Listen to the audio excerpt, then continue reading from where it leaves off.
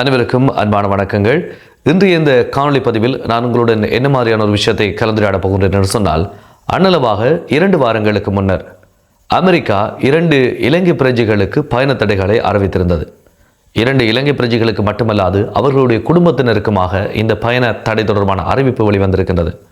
இந்த பயண தடை தொடர்பான அறிவிப்பை தற்போதைய அரசாங்கம் கடந்த காலங்களில் சர்வதேச அளவில் இலங்கைக்கு எதிராக கொண்டு வரப்படக்கூடிய இவ்வாறான தடைகள் தீர்மானங்களுக்கு வன்மையான கண்டனங்களை தெரிவிக்கின்ற, அதற்கு எதிராக போராடுகின்ற அன்றைய ஜேவிபி, இன்றைய என்பிபி, தற்போதைய அரசாங்கம் இந்த தடைகளை வரவேற்றிருக்கின்றது. அப்படி என்று சொன்னால் இந்த தடைகள் யார் மீது கொண்டு வரப்பட்டிருக்கின்றது, எதற்காக கொண்டு வரப்பட்டிருக்கின்றது, இந்த தடைகளுக்கும் மஹிந்த ராஜபக்ச குடும்பத்தினருக்கும் இடையில் காணப்படக்கூடிய தொடர்பு என்ன போன்ற விடயங்களை இந்த காணொலி பதிவினூடாக நாங்கள் முழுமையாக பார்க்கலாம்.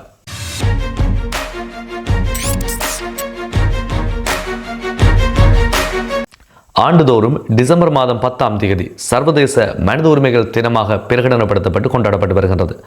அவ்வாறு இருக்கையில் இந்த டிசம்பர் மாதம் 10ஆம் தேதி வருகின்ற போது அமெரிக்கா, பிரித்தானியா மற்றும் கனடா ஆகிய நாடுகள் ஒரு வளமையை வச்சிருக்கிறாங்க. என்னென்னு சொன்னால், இந்த சர்வதேச மனித உரிமைகள் தினத்தை முன்னிட்டு சர்வதேச அளவில் மனித உரிமை மீறல்களை செய்தவர்களுக்கு எதிரான தடைகளை விதிக்கின்றவை அவர்கள் வளமையாக கொண்டிருக்கிறார்கள். அந்த வகையில் இந்த ஆண்டிலேயும் இலங்கையில் இருக்கக்கூடிய முன்னாள் படைத்துறை அதிகாரிகள் அல்லது கடந்த கால அரசாங்கங்களில் அங்கம் வகித்த யாருக்காவது பிரித்தானியா அல்லது கனடா இவ்வாறான பயண தடைகளையோ அல்லது ஏதாவது ஒரு தடையை விதிக்கக்கூடும் என்று சொல்லி எதிர்பார்க்கப்பட்டது. ஆனால் இந்த ஆண்டில் பிரித்தானியா அவ்வாறு எந்த தடைகளையும் எந்த ஒரு நாட்டின் மீதும் விதிக்கல. அப்படி இருக்கைக்குள்ள கனடா சீனாவுக்கும் ரஷ்யாவினுடைய அதிகாரிகள் சிலருக்கு இந்த பயண தடைகளை அறிவித்திருந்தது. அந்த நிலையில் அமெரிக்கா இதற்கு ஒரு நாள் முன்னதாக, அதாவது டிசம்பர் மாதம் 9ஆம் தேதி 2 இலங்கை பிரஜைகளுக்கு பயண தடைகளை அறிவித்திருந்தது. அது எதற்காக என்று சொன்னால், டிசம்பர் மாதம் 9ஆம் தேதி சர்வதேச அளவில் ஊழலுக்கு எதிரான தினமாக பிரகடனப்படுத்தப்பட்டு கடைபிடிக்கப்பட்டு வருகின்றது. இந்த ஊழலுக்கு எதிரான தினத்தை முன்னிட்டு தான் அமெரிக்கா 2 இலங்கை பிரஜைகளுக்கு இந்த தடைகளை விதித்திருக்கின்றது. இந்த இருவரும் யார் என்று பார்த்தோம் என்று சொன்னால், கடந்த மஹிந்த ராஜபக்ச அவர்களுடைய ஆட்சி காலத்தில் முக்கியமான பொறுப்பில் இருந்தவர்கள். அதில் ஒருவர் உதயங்க வீரதுங்க என்று சொல்லக்கூடிய ஆள். இந்த உதயங்க வீரதுங்க என்றவர் யார் என்று சொன்னால், மஹிந்த ராஜபக்சவனுடைய ஆட்சி காலத்தில் ரஷ்யாவுக்கான தூதுவராக இருந்தவர்.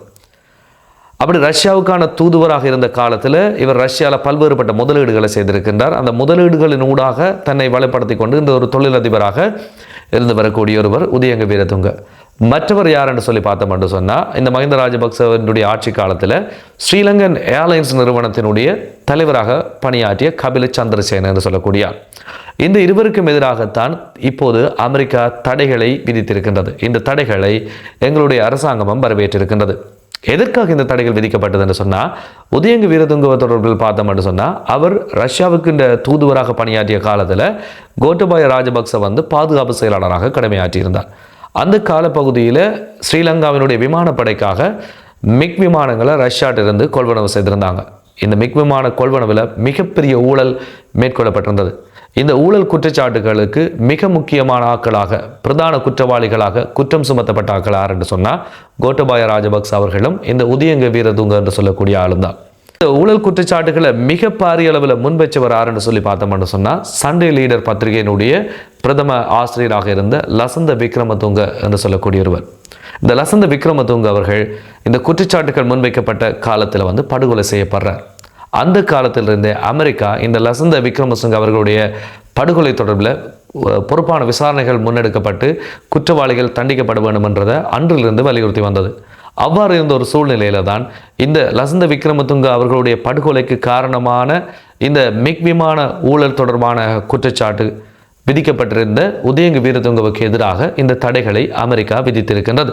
அமெரிக்காவை பொறுத்த மட்டும் இலங்கையில் முக்கிய பொறுப்புகளை வைத்தாக்களுக்கு தடை உத்தரவுகளை விதிக்கிறது இது முதல் முறை இல்லை.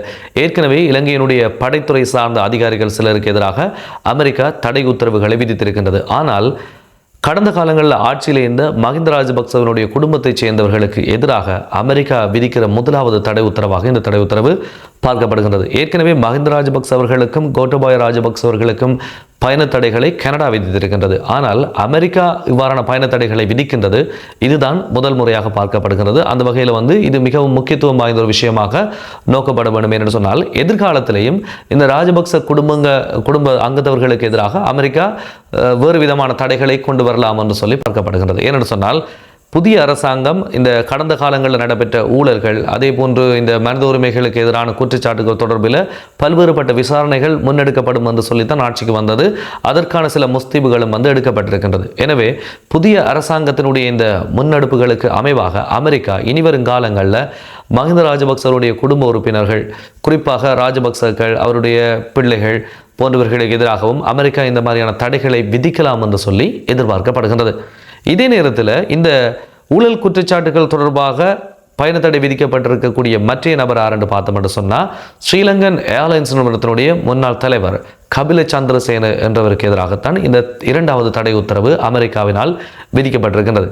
இந்த தடை உத்தரவு எதற்காக விதிக்கப்பட்டது என்று சொல்லி பார்த்தோம் என்று சொன்னால், இந்த கபில சந்திரசேன ஸ்ரீலங்கன் ஏர்லைன்ஸ் நிறுவனத்துக்கு பொறுப்பாக இருந்த காலத்தில் ஸ்ரீலங்கன் ஏர்லைன்ஸ் நிறுவனத்திற்காக ஏர்பஸ் ரக விமானங்களை கொள்வனவு செய்வதற்கான முயற்சி மேற்கொள்ளப்பட்டது. அந்த முயற்சியின் போதும் பாரிய அளவிலான ஊழல் இடம்பெற்றதாக இவர் மீதான குற்றச்சாட்டு இருக்கின்றது. அந்த இரண்டு குற்றச்சாட்டுகளை முன்வைத்து தான் இந்த கபில சந்திரசேன என்பவருக்கு எதிராக அமெரிக்கா பயண தடைகளை விதித்திருக்கின்றது.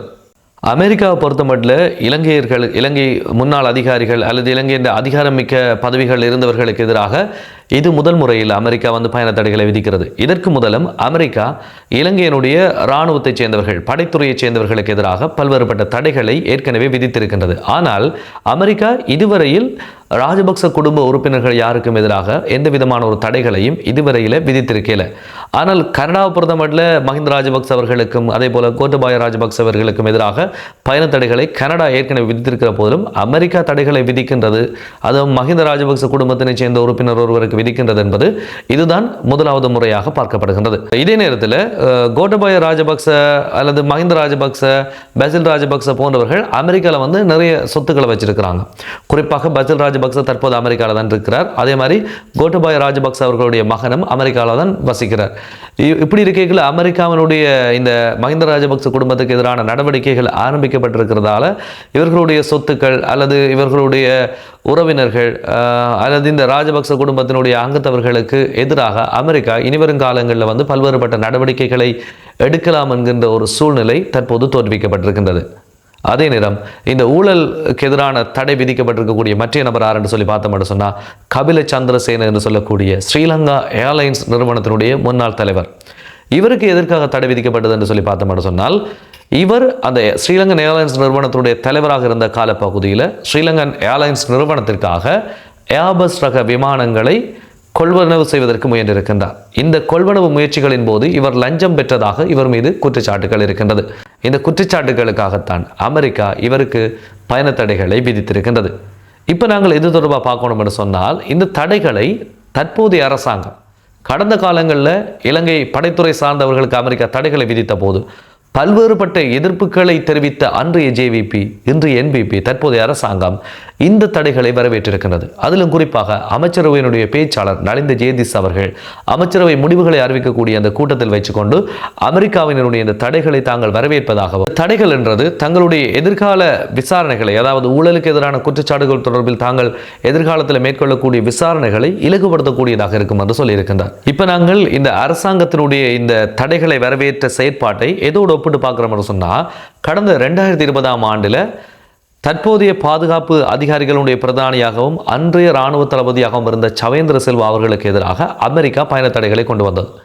இந்த பயண தடைகளை அன்றைய ஜேவிபி கடுமையாக எதிர்த்திருந்தது.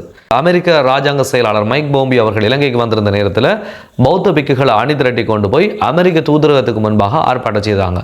இந்த ஆர்ப்பாட்டத்தை முன்னெடுத்தது ஜேவிபியினுடைய அடிப்படை தொண்டர்கள் கிடையாது. இன்று ஜேவிபியினுடைய பிரதான முகங்களாக மாறி இருக்கக்கூடிய வெளிவிவகார அமைச்சர் விஜித கேரத் 7 லட்சத்துக்கு மேற்பட்ட விருப்பு வாக்குகளை பெற்ற விஜித கேரத் அவர்கள், அதே மாதிரி பிமல் ரத்நாயக் அவர்கள், அதே போல வசந்த சமரசிங்க அவர்கள், இன்று எங்களுடைய மக்கள், சிங்கள மக்களை விடுவோம், வடகிழக்கில் இருக்கக்கூடிய மக்கள் யாரையெல்லாம் மீட்பர்களாக இனமத பேதங்கள் கடந்த இந்த ஜேவிபி அரசாங்கம் ஒரு நல்லாட்சியை வழங்கும் என்று சொல்லி எதிர்பார்க்கிறார்களோ அவர்கள்தான் அன்று இந்த சவேந்தர் சில்வா அவர்களுக்கு எதிராக, தமிழர்களுக்கு எதிராக இனப்படுகொலை குற்றத்தை இழைத்தார் அல்லது மனித உரிமைகளுக்கு எதிரான குற்றங்களை புரிந்திருந்தார் என்று குற்றம் சாட்டப்பட்டு அவருக்கு எதிராக தடை விதிக்கப்பட்ட போது அதற்கு எதிராக ஆர்ப்பாட்டம் செய்து இலங்கையினுடைய இறைமை மீது அமெரிக்கா எக்காரணம் கொண்டும் தலையிட முடியாது என்று அன்று ஆர்ப்பாட்டம் செய்து அதனை கடுமையாக எதிர்த்த தலைவர்கள் இன்று அமெரிக்காவினுடைய இந்த தடையை வரவேற்றிருக்கின்றார்கள். அப்போ இந்த தடையை நாங்கள் இந்த தடையையும் அதற்கு எங்களுடைய அரசாங்கம் கொடுத்திருக்கக்கூடிய இந்த வரவேற்பை நாங்கள் எந்த கோணத்தில் பார்க்குறோம் என்று சொல்லி ஒரு குழப்பமாக இருக்குது.